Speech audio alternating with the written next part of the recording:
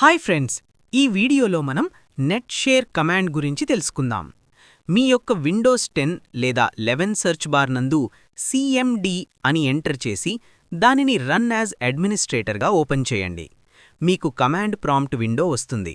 మీ command prompt నందు net share command type చేయడం వలన మీ సిస్టంలోని షేర్ చేయబడిన ఫోల్డర్స్, ప్రింటర్స్ లిస్ట్ చూపిస్తుంది.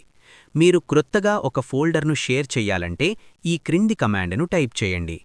పై కమాండ్లో sf అనేది షేర్ నేమ్. ఇది ఈ డ్రైవ్లోని షేర్ ఫోల్డర్ను షేర్ చేస్తుంది. అదేవిధంగా పై కమాండ్లో షేర్ నేమ్ను స్పేస్తో ఇవ్వాలంటే అందుకు మీరు షేర్ నేమ్ను డబల్ కోట్స్లో ఇవ్వవలెను. అంతేగాకుండా ఫోల్డర్ నేమ్ కూడా స్పేస్తో ఉంటే దానిని కూడా డబల్ కోట్స్లో ఇవ్వవలెను. మీరు ఏదైనా షేర్ చేసిన షేర్ నేమ్ను డిలీట్ చేయాలంటే ఈ క్రింది కమాండ్ను టైప్ చేయండి. ఈ కమాండ్ వలన షేర్ నేమ్ మాత్రమే డిలీట్ అవుతుంది, ఫోల్డర్ కాదు.